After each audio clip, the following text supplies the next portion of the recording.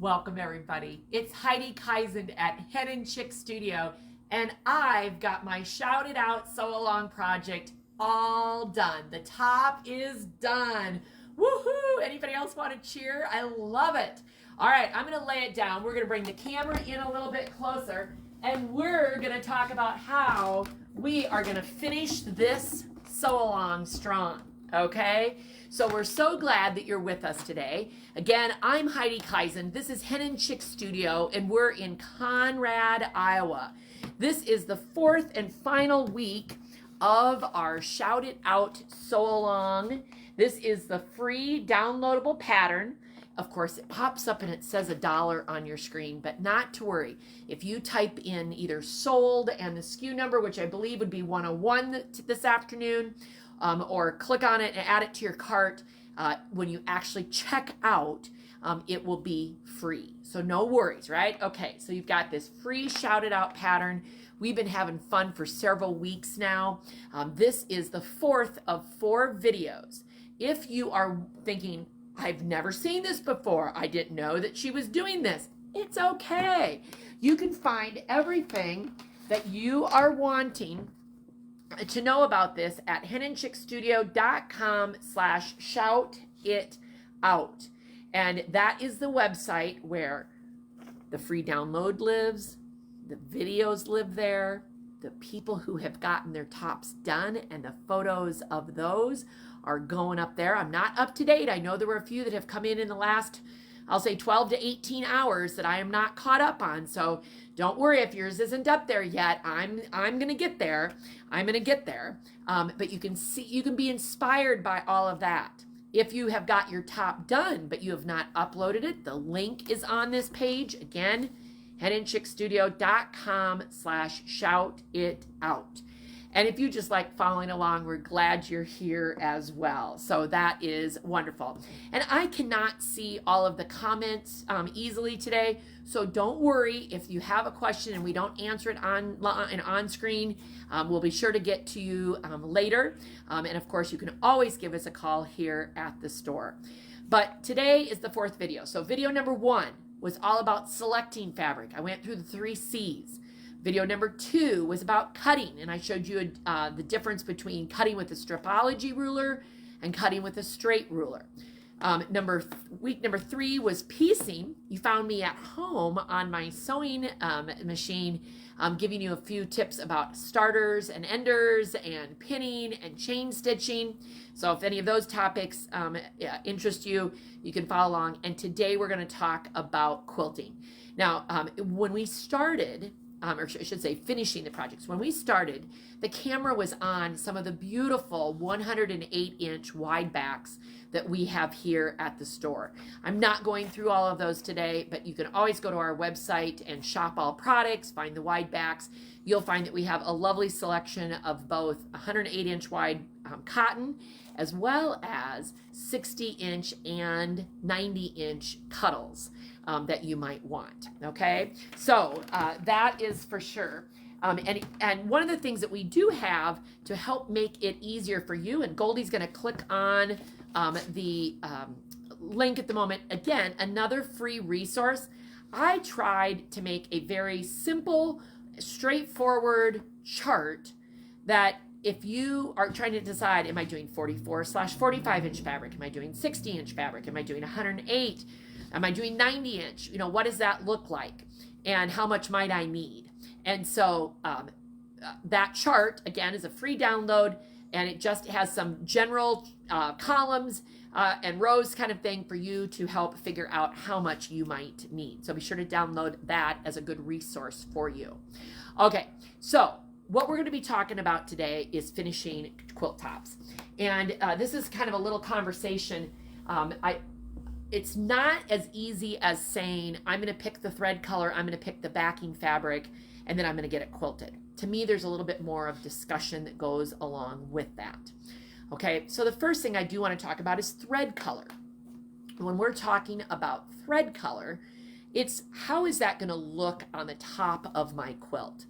Some people say, I want the thread to be the star, the color of the thread to jump out.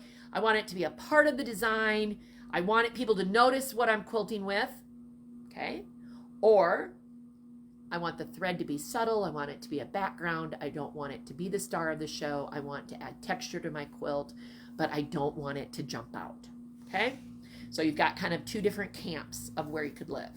So when I look at a quilt like this, immediately, of course, I think of the fact that it is got a lot of white in it, right? And although probably white thread is not my first choice, and Goldie, would you kind of watch that if we need to either bring the camera closer or even angle it down a little bit, that we could do that. And I'm going to kind of fake a little table here, okay? I like to audition my thread colors, okay? And so I started off with a white thread. And when I lay that white thread and pool it, you might say, pool it, spool it, spool it across several of the different colors, because there is white in, of course, the background and a lot of white in the prints, heck, you can hardly see that white thread. So in many ways, it would just add texture. But what happens if I pick a yellow and say, I really want it to have a little bit of color? Can you see much difference in that? When I look at the spool, it's certainly different. Or maybe I'm doing this and I want some pink and I lay this pale pink down. Again, what's it going to look like as it goes across the red, the orange, the teal kind of thing? And hopefully to dramatize, so that we have what is it when we see those TV commercials and they say this is a dramatization, I can't say the word today, that this is not real, that this is either making it up kind of thing. That here's a red thread. I love red. What would it look like? Okay, here's a case where I'm going to see a lot of red on the white, going to blend in on some of these colors, but it's going to have a very different look. So by all means, if you're watching this, chime in and tell us in the comments if all we were going to choose right now is the color of thread, what color of thread would you choose? And is there a color that I haven't picked that you might prefer? Okay. All right. So in this particular case, I'm going to leave all of these threads out. And now we're going to talk about backing fabric. If you want to sort of set up again, come close, Goldie. Come fairly close. Okay, so how is that back going to look? Are we going to have, this is not white. I don't have the only thing I have in white is a muslin.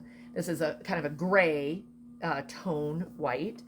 Would I want pink? Let me turn that around. Do it this way so we don't see all those seams, right? Or I love red and my binding is going to be red. Would I want red? Okay. So here's the discussion that I would start to have with you is, and this is one that we talk about with our long armors, is what do you want to see on the back of your quilt? And if on the back of your quilt, you don't want to see the thread, and you say, well, I'm going to match the color of thread of the backing to match the backing. Well, when you're working with a long arm quilting machine, if this is the way you're going to get it done, and of course we rent out ours, and even if you send it to a professional, it's highly recommended that the color you put in your bobbin is the same or similar to what is on top. So if I said, I want white thread on the top, but I'm putting red on the back. So let's just pretend that my bobbin is this red color. I would actually, it's all gonna slide right off, isn't it, Goldie? Is it gonna stop there on the ledge? Maybe. I would actually end up with the potential of little red dots on the top because the machine, a long arm machine needle, is large. And even if tension is perfect and it's sitting down in the hole there, you might see that red dot against the white. So I start to think, okay, then what do I prefer? Do I prefer seeing the white thread on the red? Like, are you okay with if this had white thread all over it? Would that be okay? Or do I go with something like the pink thread and a pink back possibility, or to go with a white thread and a light back that, again, would be very much texture? So I would love to hear what your opinions are. I'm not going to tell you exactly what we're going to do because I'm going to wait and show you the finished quilt next week when we do the awards. You can see what we did. But you have different options, okay, when you're doing that. Now, the next part of that is you got to have something to go in between, right? You got to have a little batting. So again, we're going on a little bit of a road.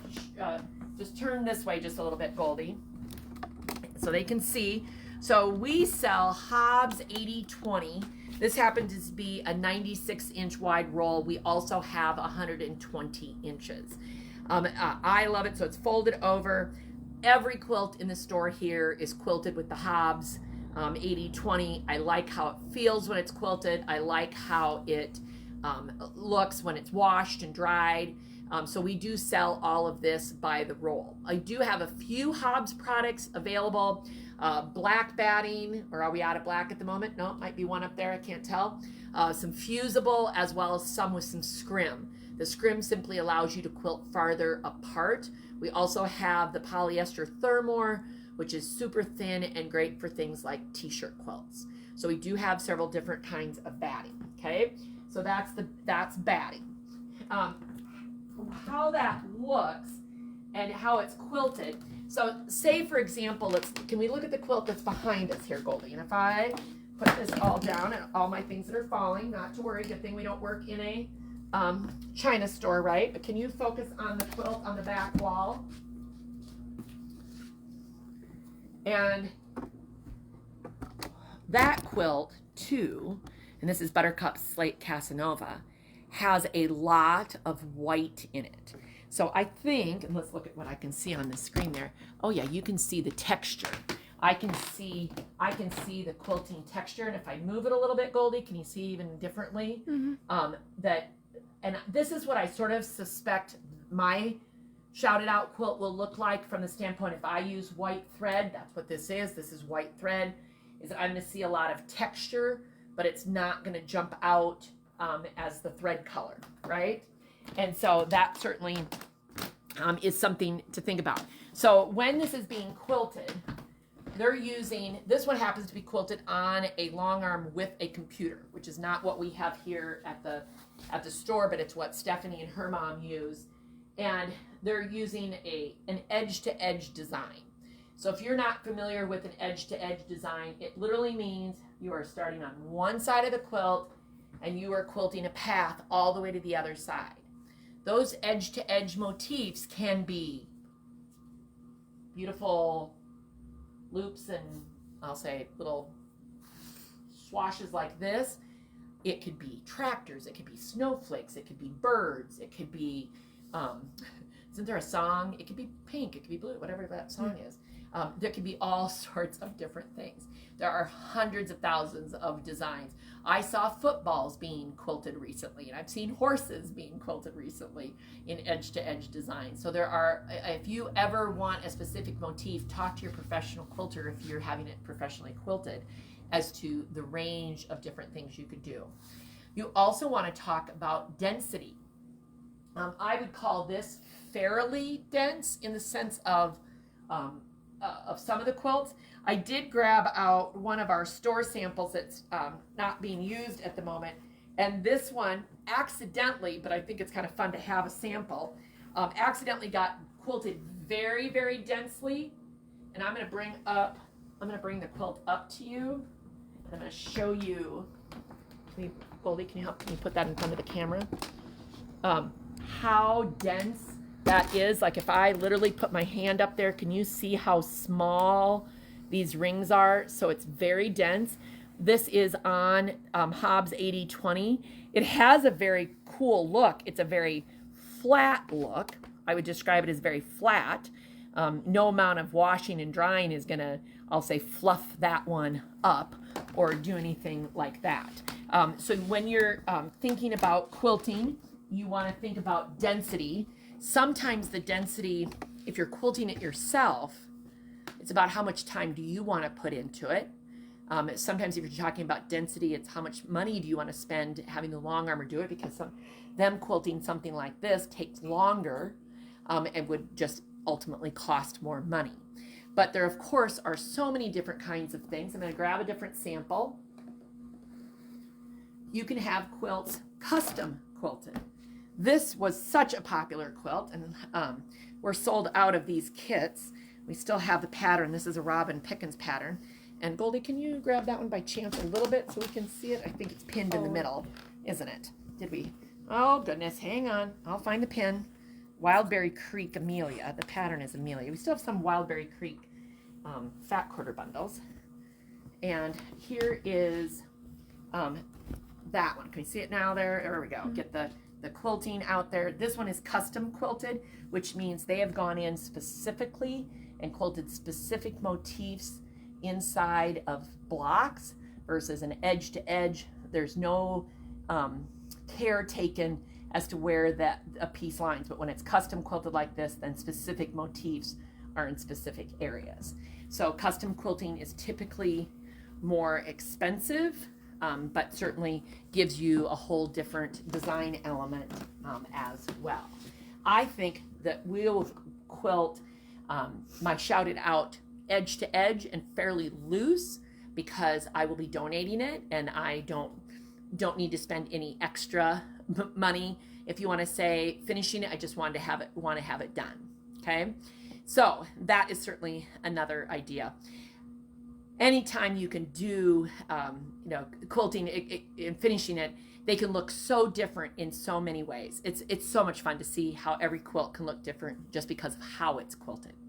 Okay, so we've talked about backing fabric today. Grab your backing chart. The link is up there. We've talked a little bit about thread color and how it can make a difference of what you pick on the top and what you pick on the bottom. Batting, always important to know what's going in the middle. And of course, a little bit about quilting designs. So I hope some of these tips help you finish up your project. Now remember, June 2nd is the deadline for loading up the top that you've finished for your Shout It Out sew along. This project is simple enough. You still have time. If you have not even started, download the project today, get it done by June 2nd, and you'll have a chance at winning some prizes. So just remember, you got to follow that link on the Shout It Out page. All right, everybody. Well, we hope you have a great afternoon. Get your Shout It Out projects done, and